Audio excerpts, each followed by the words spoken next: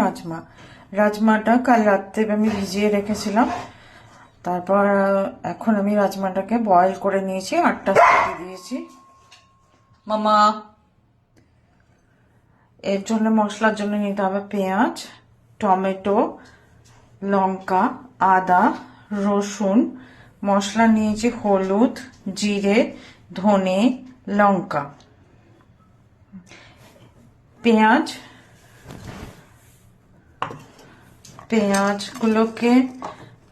আদা, রসুন, টমেটো এগুলোকে সবগুলোকে পেস্ট করে নিতে হবে।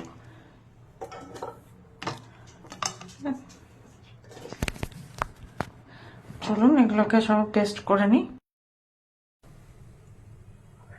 তেল গরম হয়ে গেছে, আর মশলাটা ঢেলে দিলাম।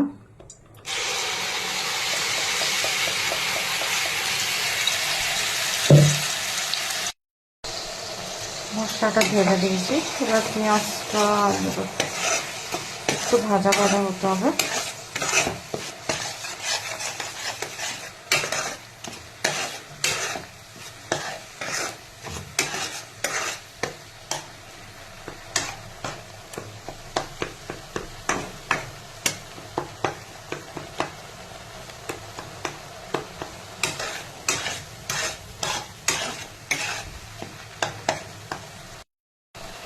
পেঁয়াজটা ভাজা ভাজা হয়ে গেছে, সাইড দিয়ে তেল ছাড়তে শুরু করে দিয়েছে। এবার আমি মশলাগুলো দিয়ে দিলাম। মশলাগুলো দিয়ে ভালো করে নাড়তে হবে যতক্ষণ না মশলাগুলো সাইড থেকে তেল ছাড়ে।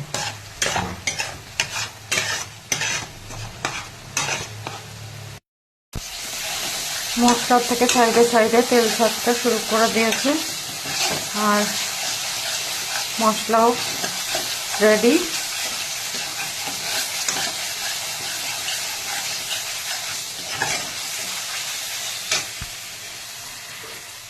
এবার আমি রাজমাটা ছেড়ে দেবো। আচ্ছা বলে রাখি, রাজমাটা যখন আমি বয়েল করছিলাম তখনই আমি এটাতে নুনটা দিয়ে দিয়েছিলাম, যার জন্য আলাদা করে আর নুন দিলাম না।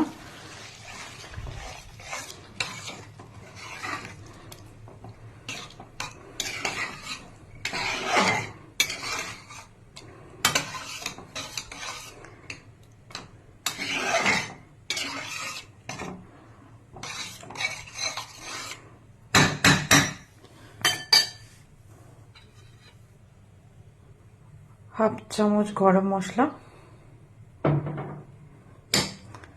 দিয়ে একটু নেড়ে দেবো।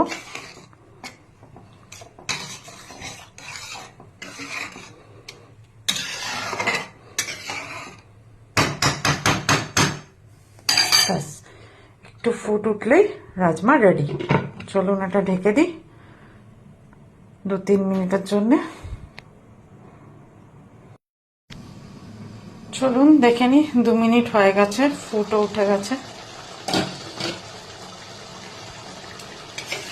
কতটা হলো, হয়ে গেছে। এবার গ্যাসটাকে অফ করে দিই।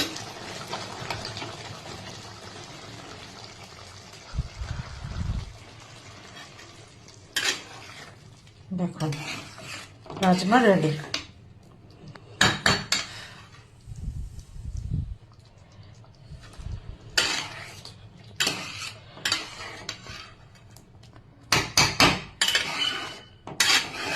এই রাজমাটা আপনারা রুটি দিয়েও খেতে পারেন, রাজমা চাওয়ালও খেতে পারেন, বা পরোটা দিয়েও খাওয়া যায়।